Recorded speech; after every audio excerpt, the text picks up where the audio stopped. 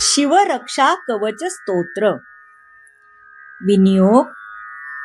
ओम अस्य श्री शिवरक्षा स्तोत्र मंत्रस्य याज्ञवल्क्य ऋषिः श्री सदाशिवो देवतः अनुष्टुप छन्दः श्री सदाशिव प्रीत्यर्थे शिवरक्षा स्तोत्र जपे विनियोगः.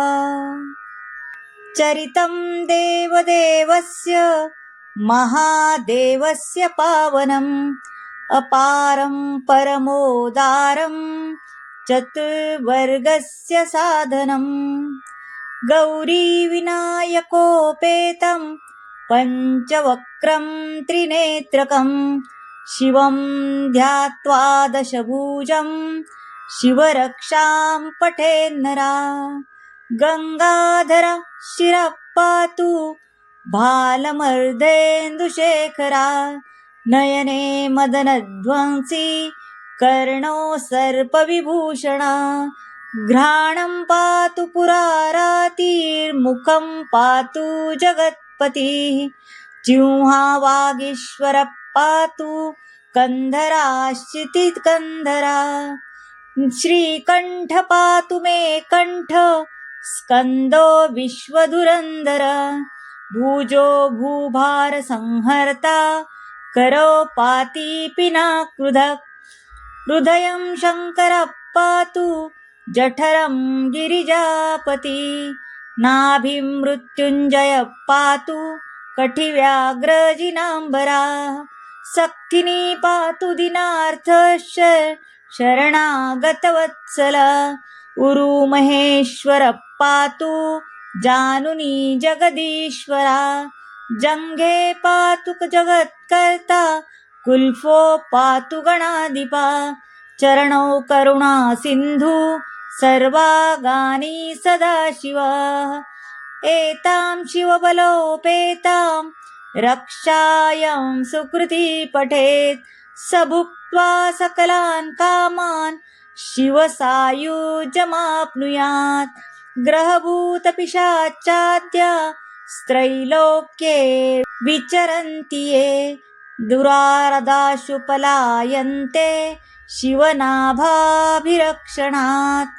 अभयङ्करनाभेदं कवचं पार्वतीपते भक्त्या बिभर्ति य कण्ठे तस्य वश्यं जगत्त्रयम्. इमां नारायणस्वप्ने शिवरक्षां यथा दिशत् प्रातरुत्थाय योगीन्द्रो याज्ञवल्क्यस्तथा लिखत्.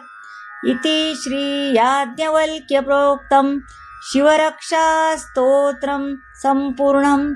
श्री सीतारामचंद्रार्पणमस्तु. श्री स्वामी समर्थ. यानंतर आपण शिवस्तोत्र अष्टोत्तर शतनामावलीचा जप करणार आहोत. ओम शिवाय नमः. ओम महेश्वराय नमः. ओम शंभवे नमः. ओम पिनाकिने नमः. ओम शशिशेखराय नमः. ओम वामदेवाय नमः. ओम विरूपाक्षाय नमः. ओम कपर्दिने नमः. ओम नीललोहिताय नमः. ओम शंकराय नमः. ओम शूलपाणये नमः. ओम खट्वांगिने नमः. ओम विष्णुवल्लभाय नमः.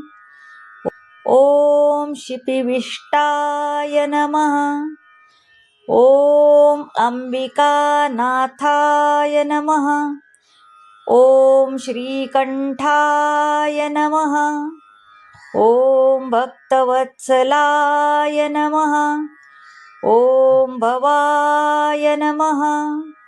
ओम शर्वाय नमः. ॐ त्रिलोकेशाय नमः।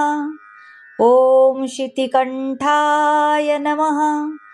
ॐ शिवप्रियाय नमः। ॐ उग्राय नमः। ॐ कपालिने नमः। ॐ कौमारये नमः। ॐ अन्धकासुरसुदनाय नमः। ॐ गङ्गाधराय नमः। ॐ ललाटाक्षय नमः। ॐ कालकालाय नमः। ॐ कृपानिधये नमः। ॐ भीमाय नमः। ॐ परशुहस्ताय नमः। ॐ मृगपाणये नमः। ॐ जटाधराय नमः। ॐ कैलासवासिने नमः। ॐ कवचिने नमः। ॐ कठोराय नमः। ॐ त्रिपुरान्तकाय नमः। ॐ वृषाङ्काय नमः। ॐ वृषभरूढाय नमः। ॐ भस्मोद्धूलितविग्रहाय नमः। ॐ सामप्रियाय नमः। ॐ स्वरमयाय नमः। ॐ त्रैमूर्तये नमः। ॐ अनीश्वराय नमः। ॐ सर्वज्ञाय नमः। ॐ परमात्मने नमः। ॐ सोमसूर्याग्निलोचनाय नमः। ॐ हविषे नमः। ॐ यज्ञमयाय नमः। ॐ सोमाय नमः। ॐ पञ्चपक्वाय नमः। ॐ सदाशिवाय नमः। ॐ विश्वेश्वराय नमः। ॐ वीरभद्राय नमः। ॐ गणनाथाय नमः। ॐ प्रजापतये नमः। ॐ हिरण्यरेतसे नमः। ॐ दुर्दर्शाय नमः। ॐ गिरिशाय नमः। ॐ गिरिशाय नमः। ॐ भुजङ्गभूषणाय नमः। ॐ भर्गाय नमः। ॐ गिरिधन्वने नमः। ॐ गिरिप्रियाय नमः। ॐ कृत्तिवाससे नमः। ॐ पुरारातये नमः। ॐ भगवते नमः। ॐ प्रथमाधिपाय नमः।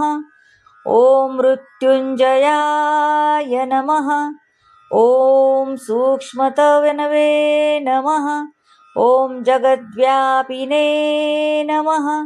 ॐ जगद्गुरवे नमः। ॐ व्योमकेशाय नमः। ॐ महासेनजनकाय नमः। ॐ चारुविक्रमाय नमः। ॐ रुद्राय नमः। ॐ भूतपतये नमः। ॐ स्थानवे नमः। ॐ अहिर्बुद्धन्याय नमः। ॐ दिगम्बराय नमः। ॐ अष्टमूर्तये नमः। ॐ अनेकात्मने नमः। ॐ सात्विकाय नमः। ॐ शुद्धविग्रहाय नमः। ॐ शाश्वताय नमः। ॐ खण्डपरशवे नमः। ॐ अजाय नमः। ॐ पाशविमोचकाय नमः। ॐ मृडाय नमः। ॐ पशुपतये नमः। ॐ देवाय नमः ॐ महादेवाय नमः ॐ अव्ययाय नमः ॐ हरये नमः ॐ पूषदन्तविदे नमः ॐ अव्यग्राय नमः ॐ दक्षाध्वरहराय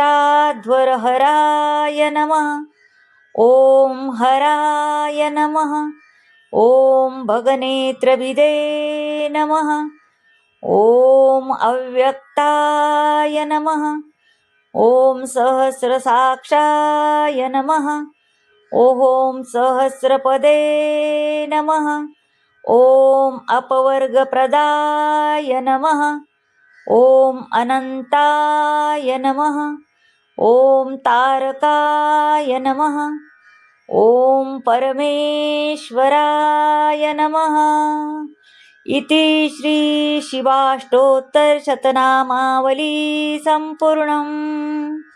श्रीकृष्णार्पणमस्तु.